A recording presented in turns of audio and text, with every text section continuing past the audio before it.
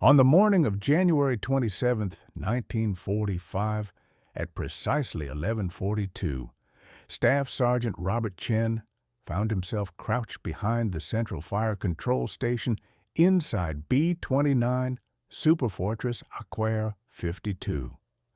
As his formation climbed past 28,000 feet over the Pacific, he watched oxygen frost creeping across the plexiglass. Chen was just 22 years old and had completed 11 combat missions over Japan, though he hadn't scored any confirmed kills yet. The Japanese had launched at least 40 fighters to intercept that morning's strike on Tokyo. Within the 497th Bombardment Group, Chen held the distinction of being the youngest gunner. His hands remained steady on the controls that gave him command over 4 remote gun turrets positioned across the B-29's fuselage. Twin 50 caliber machine guns were mounted in each of these turrets. He'd fired them in combat 3 times, twice over Nagoya and once along the Japanese coast. But he'd never witnessed a fighter going down. Since November, the 73rd Bombardment Wing had been conducting missions from Saipan, and the pattern remained consistent every time. They flew high-altitude precision bombing runs at 28 to 30,000 feet, where temperatures plunged to 50 below zero, and jet stream winds blew so violently that bombardiers couldn't compensate properly, and every single time, Japanese fighters would climb up to meet them. By the middle of January, the wing had seen 31 B-29s lost to fighters and flak. That meant 31 crews and 340 men. The heaviest losses occurred on January 14th over Nagoya, when 5 superfortresses were shot down in less than 20 minutes. Just as German Panther and Tiger tanks had shown American tankers the reality of inferior armor, Japanese interceptors were now teaching B-29 crews harsh lessons about altitude limitations. The Nakajima Ki-44 could reach 28,000 feet in under 8 minutes. American intelligence officers called this fighter the Tojo, while Japanese pilots knew it as Shoki, which translated to Devil Queller, a name that fit perfectly. The Ki-44 came armed with either 4 12.7mm machine guns or 2 20mm cannons. At high altitude, where thin air made breathing difficult and defensive gunners battled frozen mechanisms and oxygen deprivation, a single fighter could execute multiple firing passes with relatively little risk. Even more terrifying were the ramming attacks. Beginning in August 1944, Japanese pilots had started deliberately colliding with B-29s after they'd exhausted their ammunition. This wasn't kamikaze doctrine. This was desperation mathematics at work. Trading one fighter for one bomber seemed like an acceptable exchange when that bomber cost $600,000 and carried 11 men who'd trained for 6 months. Based at Narimasu Airfield near Tokyo, the 47th Sentai operated a specialized air superiority unit that had perfected this tactic. American intelligence estimates suggested this unit had destroyed at least 3 B-29s through ramming and damaged 7 others so badly they were written off after crash landings. Currently, A-Square-52 was carrying 6 tons of high-explosive bombs in her belly. Their target was Tokyo's port facilities. Weather reconnaissance aircraft had sent back reports of clear skies over the primary target, which meant they'd be conducting visual bombing. That meant the formation would need to maintain a steady course during the bomb run, and that meant the fighters would have plenty of time to position themselves for perfect firing angles. That morning at 0400, Chen had been briefed on the odds they faced. A total of 62 B-29s would take part in the strike. Intelligence predicted 9 wouldn't make it back. If you want to discover how Chen and his crew made it through what happened next, please go ahead and hit that like button. It really helps us share more of these forgotten stories from World War II. If you haven't subscribed yet, now's the time. Now, back to Chen's story. At 11:58, the formation crossed over the Japanese coast. Radar operators on Honshu picked them up immediately, and air raid sirens began wailing across Tokyo. At Narimasu Airfield, pilots were sprinting toward fighters that were already warming up on the flight line. At exactly noon, the first Ki-44s lifted off and turned southeast toward the incoming bomber stream. 43 fighters in all. ASquare-52 was about to face more enemy aircraft than any B-29 had encountered during a single mission. The first fighter appeared at 12,000 yards out. Through his optical sight, Chen spotted it as a dark speck climbing almost vertically through scattered clouds.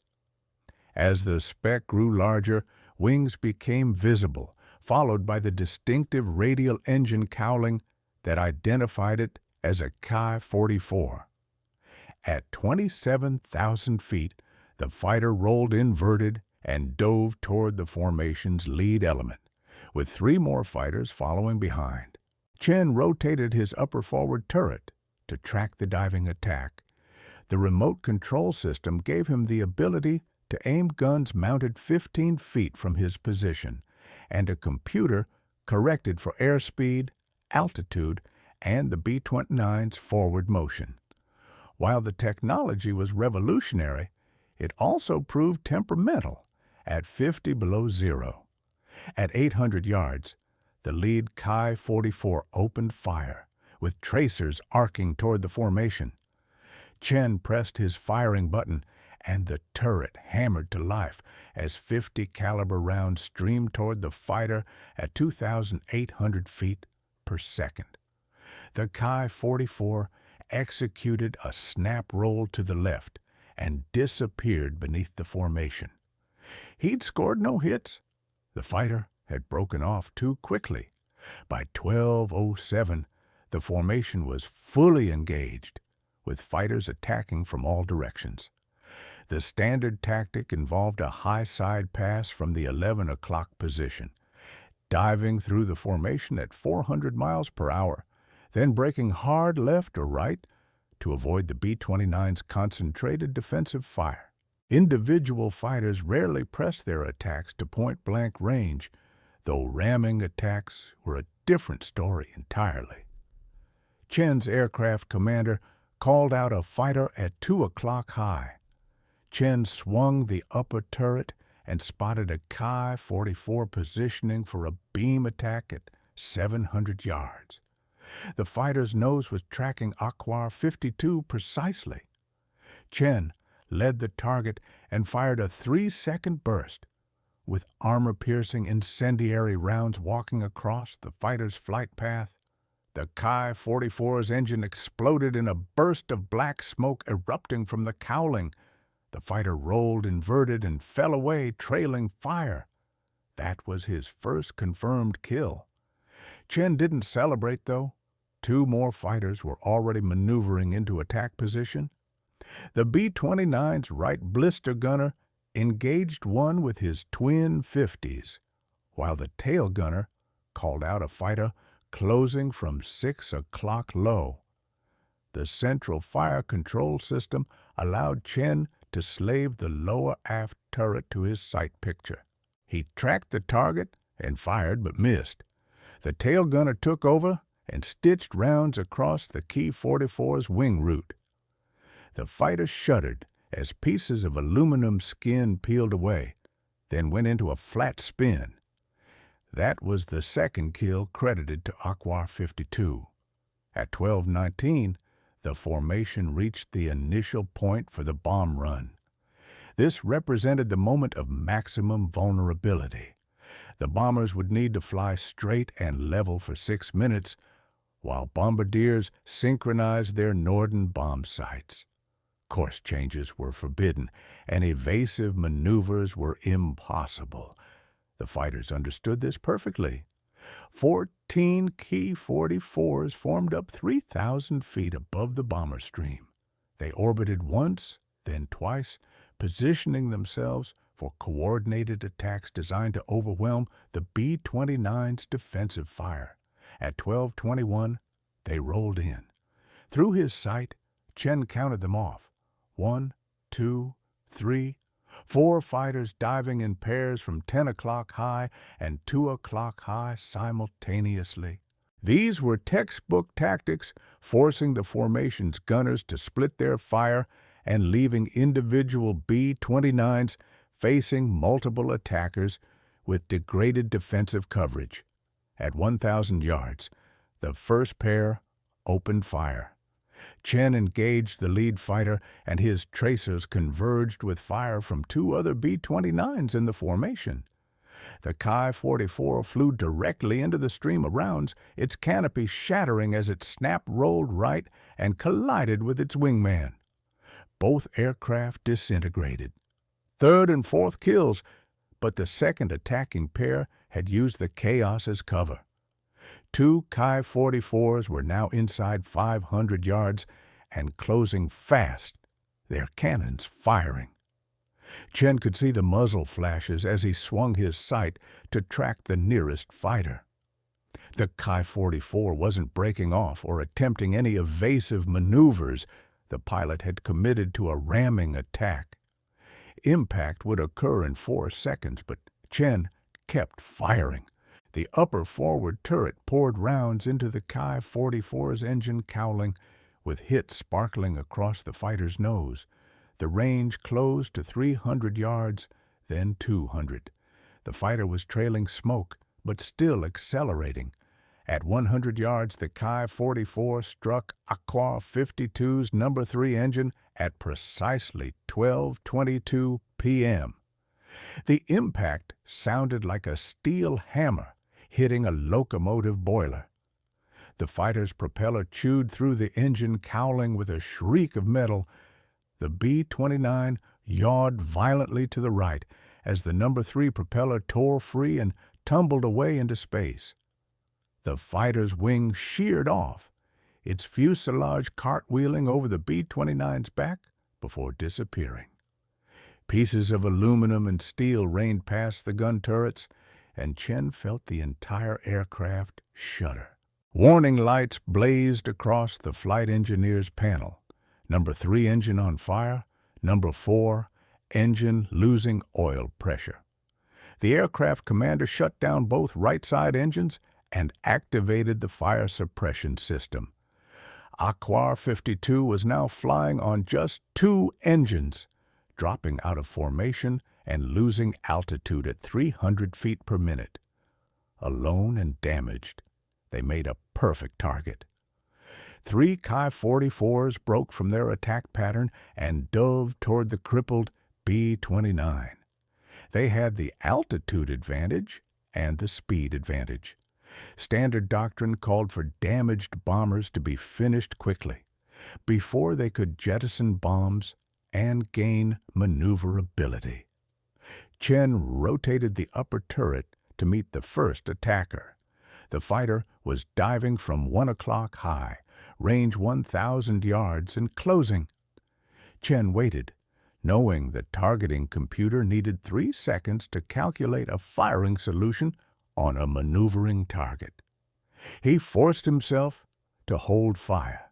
At 800 yards, the Ki-44's nose lit up with cannon fire, and rounds punched through Aqua-52's left wing as hydraulic fluid sprayed from severed lines. At 600 yards, Chen fired a 4-second burst. The tracers connected, and the Ki-44's canopy exploded. The fighter rolled left and went down, trailing debris. 5th kill. The second fighter attacked from 5 o'clock level, with the tail gunner engaging first.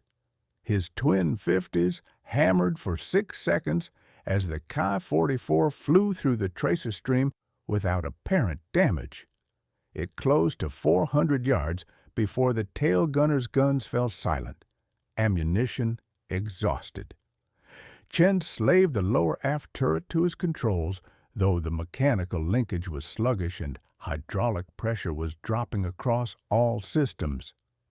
He tracked the fighter manually, led the target, and fired a 2-second burst. The rounds hit the Ki-44's left wing root, and the wing folded upward in structural failure. The fighter tumbled end over end and broke apart at 12,000 feet. 6th kill. But the third attacker had used the engagement as a diversion and was now at 3 o'clock high, 300 yards out, wings level with its nose pointed directly at Aquar-52's cockpit. The fighter's guns were silent. The pilot had expended his ammunition. This was a second ramming attack. The right blister gunner opened fire, with rounds sparking off the Ki-44's engine, but the fighter didn't deviate. Chen swung the upper turret hard right until the mechanical stops screamed. He fired, but the tracers missed high. He overcorrected and fired again. Hits stitched across the fighter's fuselage.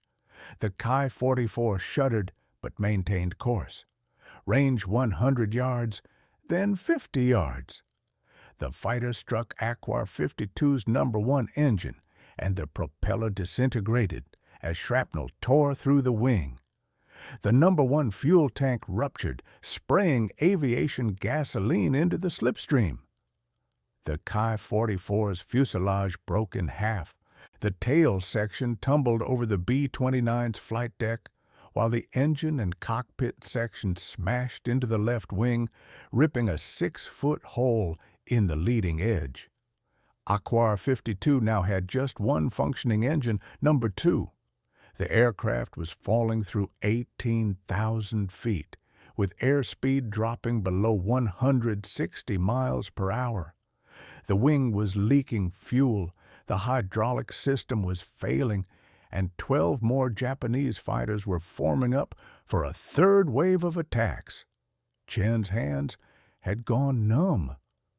Inside the unpressurized gun station, the temperature had dropped to 62 below zero. His oxygen mask had frozen to his face, and ice crystals covered the optical sight. He scraped them away with a gloved thumb and tracked the incoming fighters. The 12 Ki-44s had split into 3 groups of 4, classic Wolfpack tactics. One group would feint high, another would attack low, and the third would exploit whichever defensive gap opened first. This tactic worked against healthy B-29s with full crews and functional systems. Against a crippled bomber with failing hydraulics and partial gun coverage, it was an execution. Aquar-52 fell through 16,000 feet. The single operating engine couldn't maintain altitude with the damaged wing, creating massive drag. The aircraft commander ordered all non-essential equipment jettisoned: ammunition cans, tool kits, survival gear. Every pound mattered now. The first group of 4 fighters dove from 12 o'clock high. Chen engaged the lead aircraft at 900 yards. The upper turret responded sluggishly with hydraulic pressure down to 30%, but he fired anyway. The recoil shook the entire gun mount as tracers arced toward the diving fighter. The Ki-44 jinked right, so Chen tracked and fired again. The second burst caught the fighter's left wing, with fabric peeling away and structural members becoming visible. The wing folded, the fighter snap-rolled and went down. 7th kill. The remaining 3 fighters in the formation pressed their attack, opening fire simultaneously at 600 yards. Cannon rounds and machine gun bullets converged on Aquar-52 from 3 different angles. The bombardier's compartment took multiple hits. Plexiglass shattered, and frigid air screamed through the fuselage.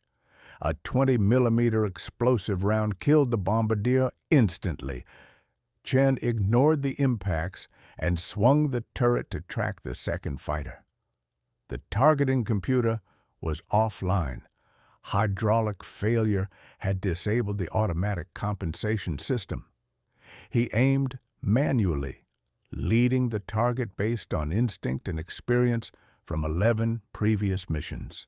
He fired, but the burst hit low, with rounds sparking off the fighter's belly. The Ki-44 broke left hard and climbed away, trailing smoke. Probable kill. Chen shifted to the third fighter, which was closer now, 400 yards and diving nearly vertical. Chen fired a 6-second burst. Despite the sub-zero temperatures, the gun barrels were overheating. Tracers walked across the sky as the Ki-44 flew directly through them. Hits peppered the engine cowling, and the propeller stopped windmilling. The fighter's nose dropped, and it fell past Aquar-52's left wing at 200 miles per hour before disappearing into clouds below. 8th confirmed kill. The fourth fighter in the group had used the chaos to position for a beam attack, coming in from 9 o'clock level at 500 yards. The left blister gunner engaged with his twin 50s. The fighter jinked, closed to 300 yards, and fired a long burst from its cannon. Rounds tore through Aquar-52's left horizontal stabilizer, snapping control cables. The aircraft yawed violently, and the rudder jammed hard left. The aircraft commander fought the controls, applied right aileron, and reduced power on the single-functioning engine to stop the yaw. Chen tracked the attacking fighter as it passed beneath the fuselage and slaved the lower turret. The mechanical linkage ground and stuttered, rotating 15 degrees before stopping. Hydraulic failure. The tail gunner took the shot with his mechanically operated guns that required no hydraulics. He fired a 4-second burst as the Ki-44 pulled up from its attack run. The rounds hit the fighter's tail, and the rudder separated.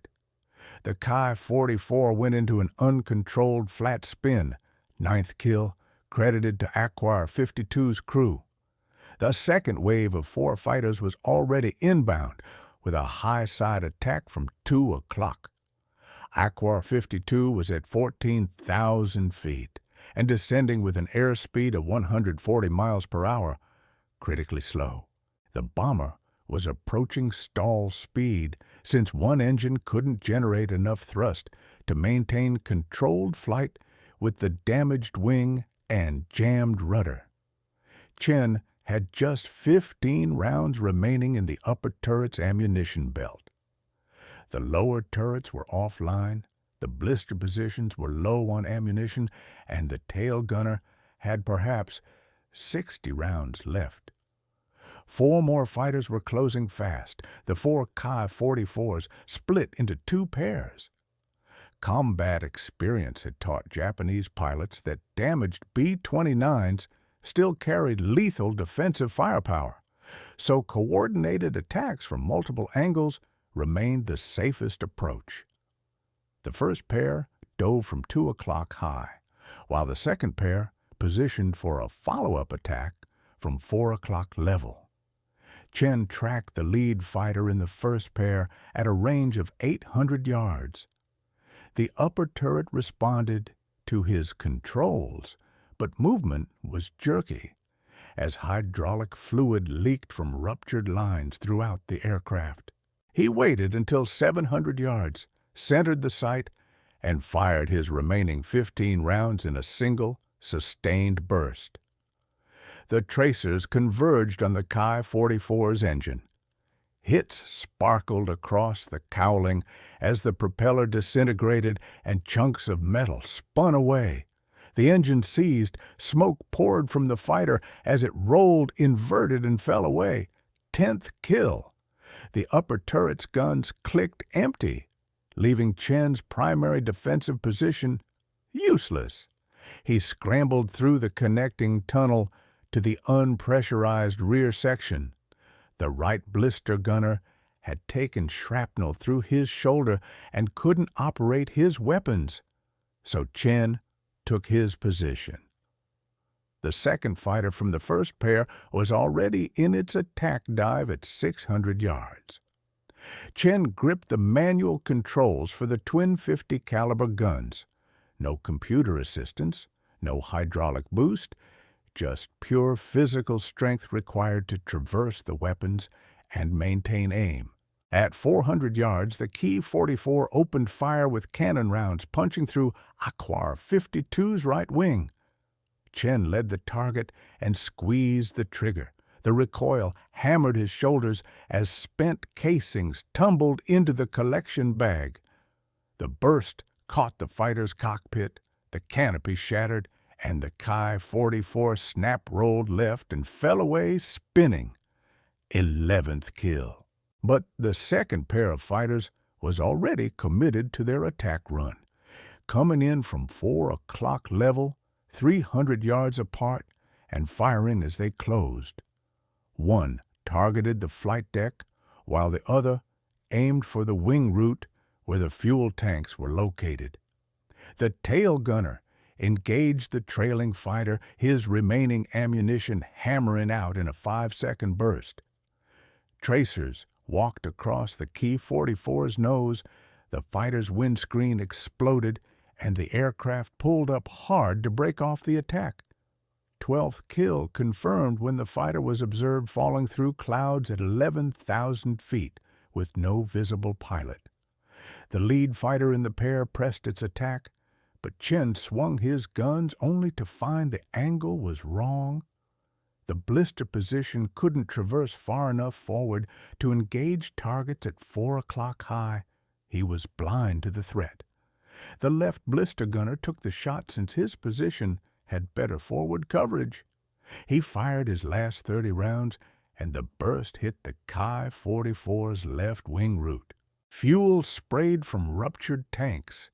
The fighter banked hard right to break off, but the damaged wing couldn't handle the stress. Structural failure at the wing spar.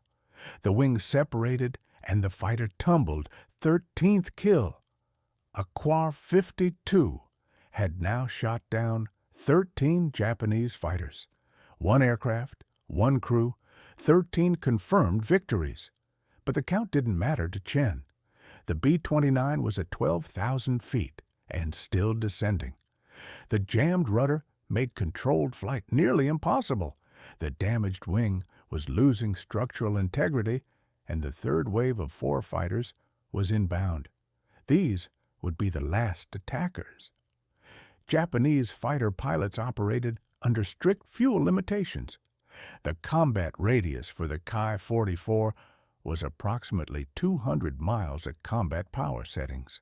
The fighters had been airborne for 40 minutes and had perhaps 10 minutes of fuel remaining before they'd need to break off and return to Naremasu.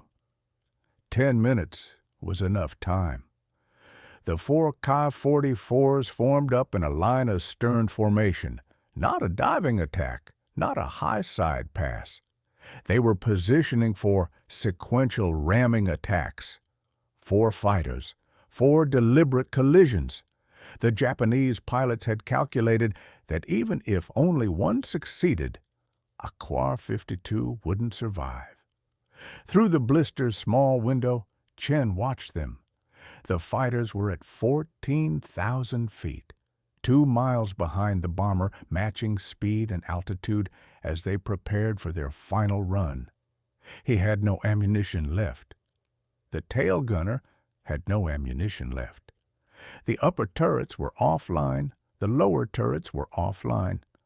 Aquar 52's defensive armament was completely expended. 4 fighters, 0 bullets, 12,000 feet above the Pacific Ocean. The lead Ki 44 in the ramming formation accelerated to a range of 1 mile, diving slightly to build speed. Standard ramming doctrine called for impact velocity of at least 300 miles per hour to guarantee structural failure of the target. Slower collisions sometimes allowed bombers to survive with damage. Chen braced himself against the blister window frame. There was nothing he could do. No guns, no ammunition, no options. The aircraft commander was attempting evasive maneuvers, but the jammed rudder limited his control authority. The B-29 could bank gently left or right, but couldn't perform the violent jinking that might throw off a fighter's aim. The Ki-44 closed to half a mile. Chen could now see details: the fighter's dark green camouflage, the red Hinomaru circle on the fuselage, the propeller spinner, painted yellow to identify it as part of the 47th Sentai. At a quarter mile, the fighter's nose was centered on A-Square-52's vertical stabilizer. Impact in 15 seconds. The Ki-44's engine began trailing black smoke, but this wasn't battle damage from A-Square-52. This was mechanical failure. Nakajima Ha 109 radial engines were temperamental at high power settings. Running at maximum combat power for extended periods caused cylinder head temperatures to exceed design limits, and seizure was common. The fighter's propeller stopped rotating. The engine had failed completely. Without thrust, the Ki-44 couldn't maintain its intercept course and began losing speed and altitude. The pilot attempted to restart the engine, but failed. The fighter fell away below A-Square-52's tail. Its ramming attack aborted by mechanical failure rather than defensive fire.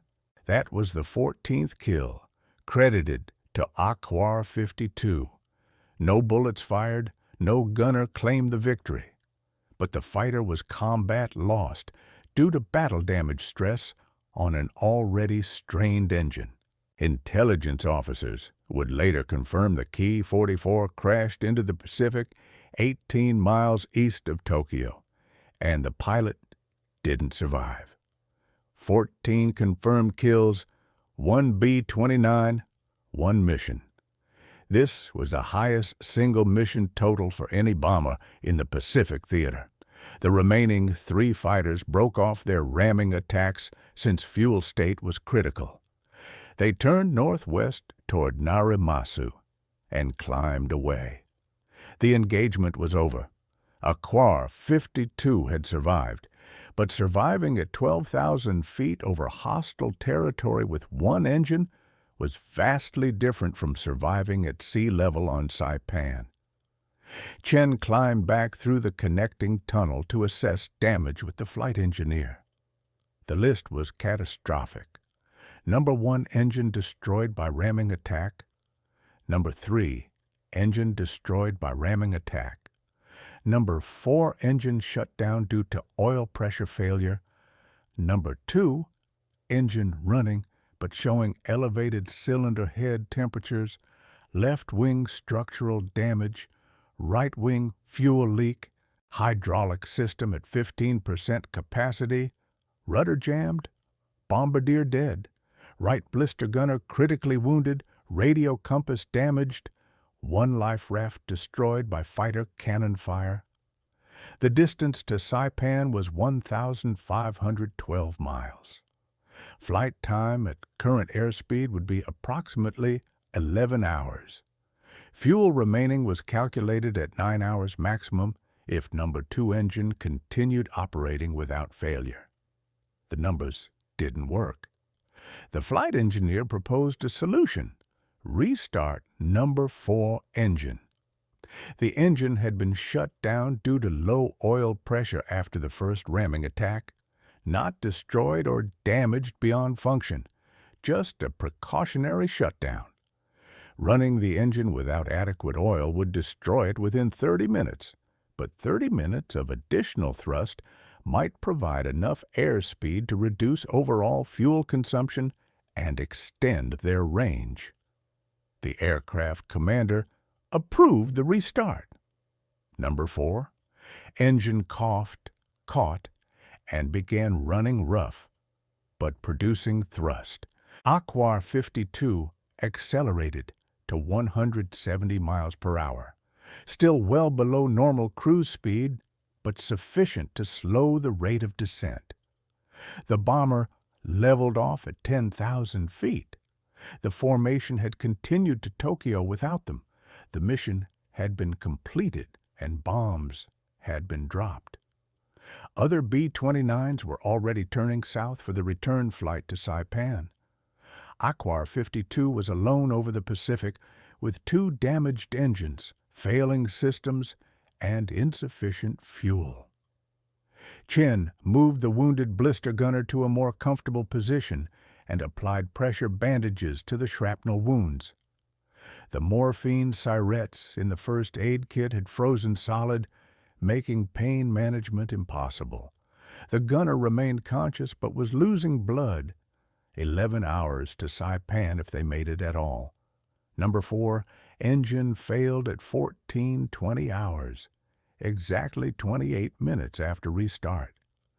The cylinder heads had overheated beyond tolerance, internal components seized, and the propeller windmilled for 6 seconds before stopping completely. The aircraft commander feathered the propeller to reduce drag and shut down fuel flow. A-Square-52 was back to 1 engine, and altitude began dropping immediately. 10,000 feet, 9,500, 9,000. The single Curtiss Wright radial engine on the number 2 position was now solely responsible for keeping 32 tons of damaged bomber airborne. The navigator calculated a new fuel estimate, 7 hours of flight time remaining. Distance to Saipan was still 900 miles. The mathematics remained impossible. The flight engineer proposed dumping the bomb bay fuel tanks. These auxiliary tanks had been installed to extend the B-29's range for long missions over Japan. They were now empty, but still carried the weight of the tank structures themselves, approximately 400 pounds of dead weight, serving no purpose. The tanks were jettisoned at 14:45. The B-29 climbed slightly, gained back 100 feet of altitude, and the fuel consumption calculation improved by 6 minutes. Still not enough. Chen remained at the right blister position with the wounded gunner. The shrapnel wounds had stopped bleeding, but the man was going into shock as core body temperature dropped in the unpressurized fuselage. Chen removed his own heated flight suit liner and wrapped it around the gunner. The liner's electrical heating elements were still functioning, battery-powered and independent of the aircraft's failing systems.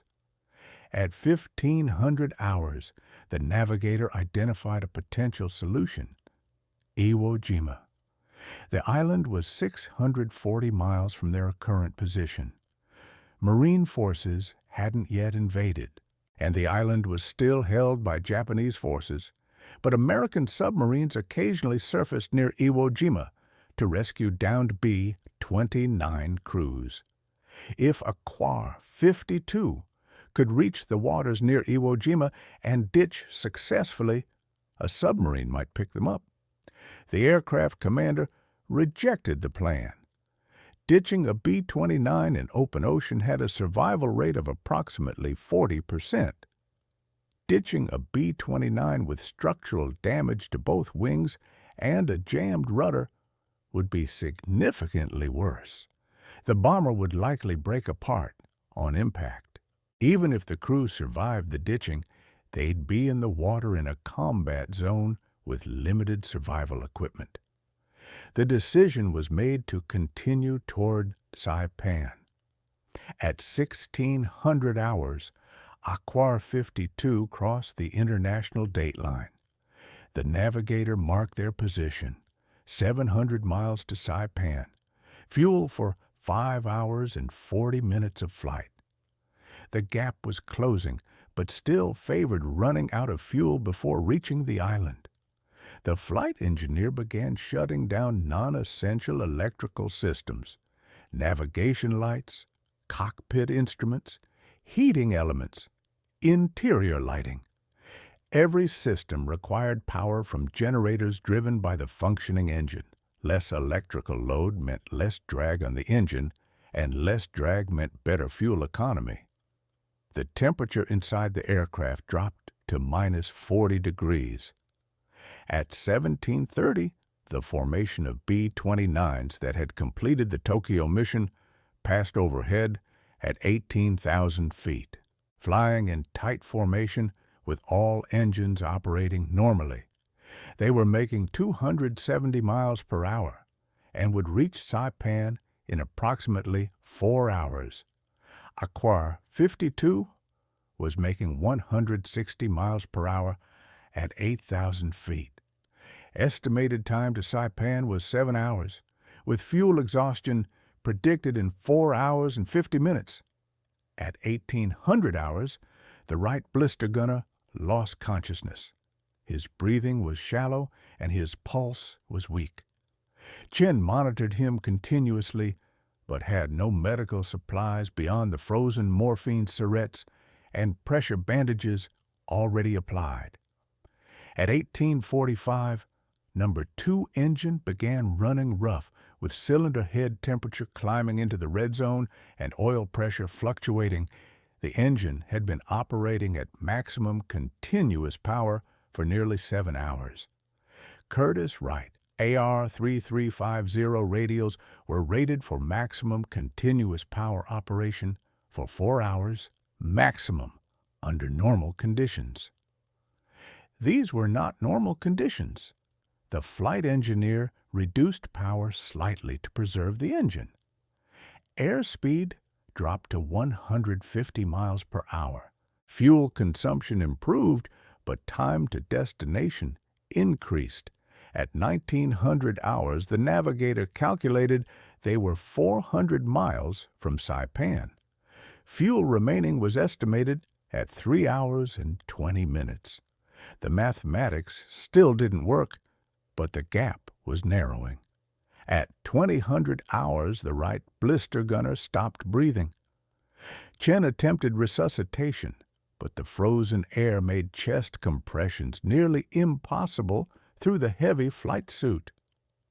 After 4 minutes, the flight engineer called time of death. The gunner's body was left in place. Moving it served no purpose and consumed energy the crew needed to survive. Number 2 engine continued running with cylinder head temperature remaining in the red zone, but the engine didn't seize. Oil pressure fluctuated between 40 and 60 pounds per square inch. Minimum acceptable pressure was 50. The engine was operating on the edge of catastrophic failure. At 2,100 hours, the navigator spotted navigation lights.